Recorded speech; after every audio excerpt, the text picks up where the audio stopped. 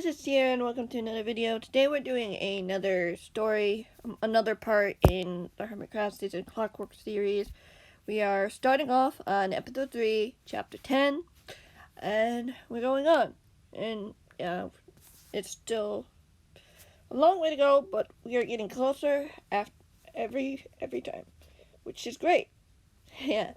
Well, I just got to inform you that I'm getting a little bit of sniffles because the weather changing so much, and so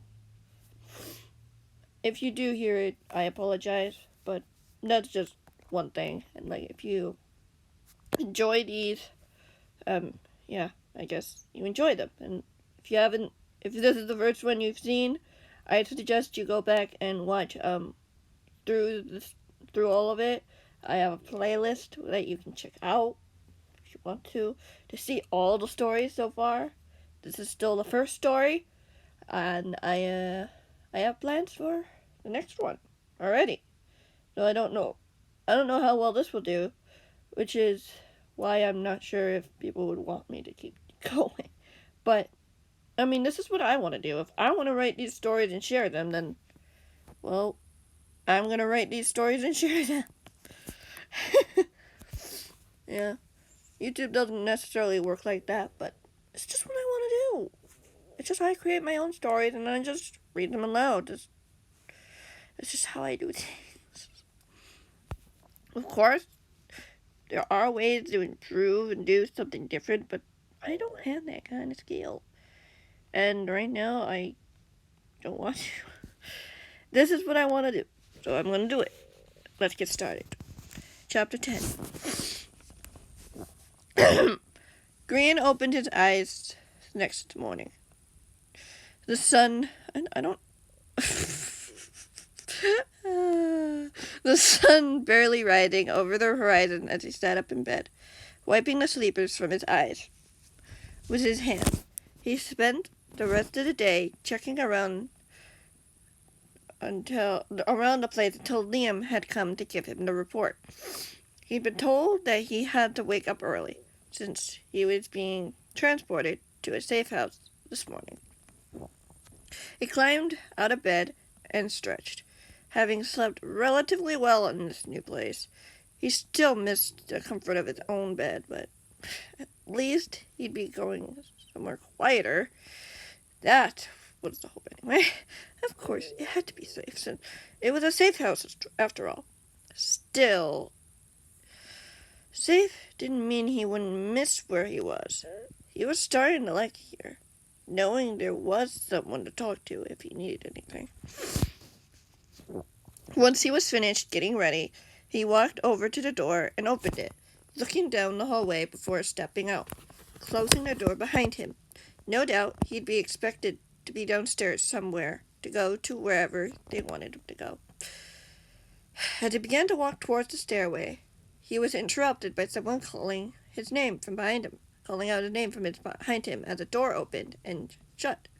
Grian looked back to see Liam walking quickly over to him. "It looks to me you're ready to go." "Yeah," Grian agreed quietly. "You sure this is the only way?" The boy hesitated for a moment before speaking. "It's the best way for the time being. Things are subject to change, though. I think you'll be fine, though." "What if I'm not, though? What if the men find me?" the YouTuber asked nervously. "What if I need help and the people there can't help me?" Liam smiled sadly, taking something out of his pocket. "You can use this, just in case. It's the coordinates to speak to my aunt. If there's a problem, you can ask her for help." "What about you?"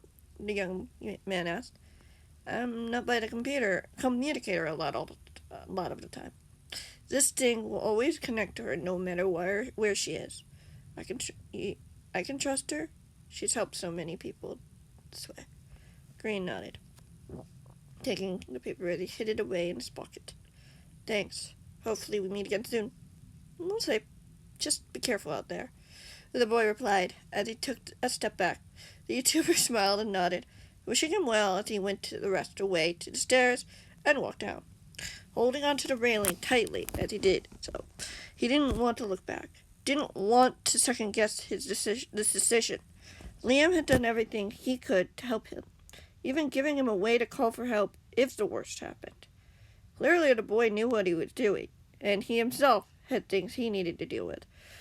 Grian knew that, but it still wasn't easy, especially leaving a place he knew was safe to go with people he didn't even know or trust at that moment. Far away from his friends, both new and old, not knowing what was going on. Once he arrived at the bottom of the stairs, he noticed a couple of guys standing by the main entrance of the school, just chilling quietly by a corner until they spotted him. "Are you Grian?" one of them asked him loudly as the YouTuber approached him. "Yes, sir, that's me," the man replied simply. "Do you have everything you need for the journey over?" The man asked him with a nod. "I think so. How long will it take?" the YouTuber asked. "Not too long. Just through a portal and somewhere safer," the man stated plainly. "Do you know anything about my friends and all that?" Grian asked him. "We don't have time for questions. We need to get going now," the man snapped, his tone a tiny bit annoyed. Grian didn't say anything more, not wanting to push the man's buttons. He didn't want to know what would happen if he went too far. He just knew he was asking too many questions, and maybe right now the men couldn't tell him the answers yet. He followed the two men out of the door as they disappeared into the trees, leaving the school behind as he did so, deciding not to look back in case he had doubts about his decision. Not that it was any bit of his choice. The gods made the choice for him, and he had to trust that they knew what they were doing. It felt like an eternity had passed before they finally arrived at the safe house. A two-story building with a simple frame and design. There wasn't anything too specific that made it stand out from anything else he'd seen. As if whoever had made this build hadn't taken the time to consider all the individual details or the structure, and just put together whatever had worked. It felt very copy-pasted, which he guessed was the style these men were going for. Simple, not too out there, blending well with everyone. It would also explain why all the bedrooms in the school appeared to look the same. It was a stylistic choice. Normally, it wouldn't be too bad, but currently couldn't be so sure. Something about it felt wrong, like something was missing from it. No one had said much of anything along the journey, except for simple instructions where to go and what to do. The man hadn't explained anything to him, keeping all discussions vague and mysterious. He wasn't sure what to do with it, though. Was he supposed to figure out everything by himself? Or the men waiting until they got inside the safe house first? There's not a question mark there. What were the rules that were established here? There didn't seem to be any sign or hint of what he was meant to do, except follow their lead. Finally, they arrived to the front door of the safe house as one of the men opened the door and ushered for the YouTuber to go inside. Grian did as he was told, looking into the very simple main room. Even the school's rooms had more pizzazz and color than this had. The only decor really were a few shelves and plain paintings that didn't really say much. The couch also looked stiff and potentially uncomfortable to sit in, though he couldn't be so sure of that. "Would you like to have a seat so we can explain the rules here?" the first man asked, finally speaking for the first time in what felt like forever. "Sure," the YouTuber replied with a nod, taking a seat in one of the chairs as the men came closer. There was a long pause as they waited expectantly, unsure of what to do, other than wait, which had been something he'd done for a while. He was starting to get tired of it. "First of all," the man stated, "we do have specific rules in place when it comes to communicator, as you probably expected." "Yes, sir," Grian nodded. "Liam told me there might be a protocol." "Indeed," the man nodded. "We can allow you to talk to your friends, but we only let you use the device once and only once." "What if my friends are scattered across many safe houses?" Grian asked. Only one call per day, the man replied firmly. So you best choose wisely who to call. Grian opened his mouth to argue, but nodded. Yes, sir, I understand. Good, the man smiled. We also have a small curfew as well. There is an area of combat training, but we advise you to stay inside when it gets dark. I'm sure you get why that is. Yep, the YouTuber agreed. Do you know how long the stay might be? There's no way to know for sure, the man said simply. He was interrupted by sounds of footsteps on the stairway behind him as he sighed and turned to see 3 familiar figures coming down to meet them. Grian immediately recognized them as Exuma, Scar, and Mumbo. Well, I guess they finally decided to make themselves known. Grian's face lit up when he saw his friends standing up as he went over to them. When did you guys get here? Yesterday, Exuma said brightly. They wanted to make sure we weren't all together, so we were relocated to very safe houses. Grian nodded. Yeah, will explain why we're all separated. You don't seem too pleased about that, Mumbo pointed out. We're only able to call our friends once a day. 1 call per day. Of course I'm a little disappointed, Grian said sadly. We can make it work, Exuma said calmly. Well, I could always bribe them for more, Scar tried. I am afraid that wouldn't work, one of the men said from behind them. Now, why don't you four run along now?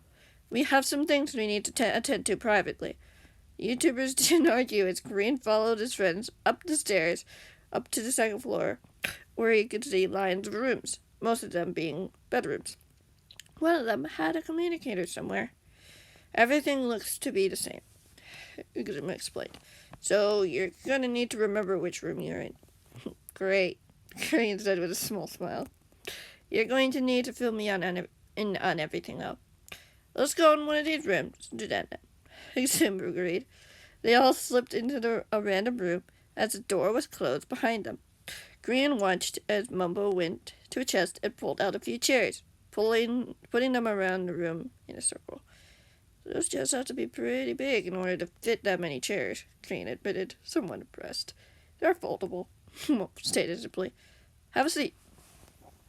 Grian did so, watching as his friends did the same, curious as to what happened since he'd last seen them.